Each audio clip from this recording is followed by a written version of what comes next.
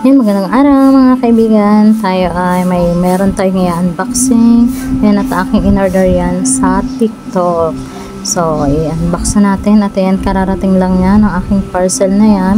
So, nakita ko siya nung nakaraan habang ako ay nag-scroll sa aking apps ng TikTok.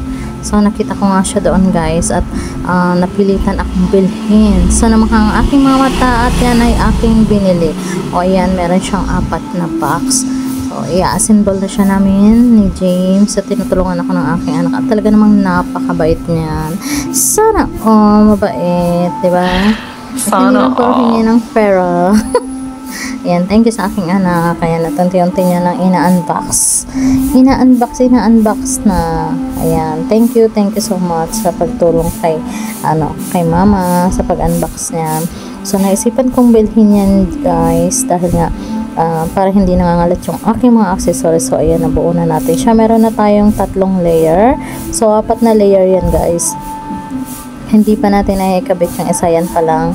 O, ayan, at nilalagay niya yung mga stand. Marami siyang mga stand. At thank you din kay sa ating shop na inorderan pala kasi nga kompleto yung mga stand na ating in-order. Kasi last time nag-order ako ng accessories o lagayan ng cabinet din pala yun, lagayan ng aking mga bag. So, meron siyang isang kulang. So, okay naman siya. Kaya dapat 5 layers yun. Naging 4 layers lang kasi may kulang na tubo. Yung tubo na tinatawag or stand na yan na tinatawag. So, ayan na. Meron ng 4 na layer at kinakabit niya na nga yung gulong na natitira. So, ayan. O, diba? Ang ganda niya, guys. Kesa nakakalat yung aking mga accessories, lotion, pulbo kung saan ko lang nakalagay sa gilid kaysa minsan nasa bag. So, dyan ko na siya ilalagay sa harap na aming sala.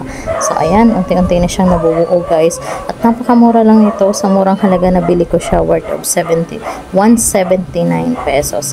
Meron ka na tinatawag na rocking cabinet. Siya yung rocking cabinet na aking in order. Ayan, diba? Sipag ng aking anak at unti-unti ko siyang unti-unti niya nang nabuo. So, ayan, diba? 4 na layer. So, may gulong siya, guys. Kahit saan mo siya dalhin, pwede. Ayan, diba? Ang ganda. Lahat pwede mong ilagay dyan. Pulbo.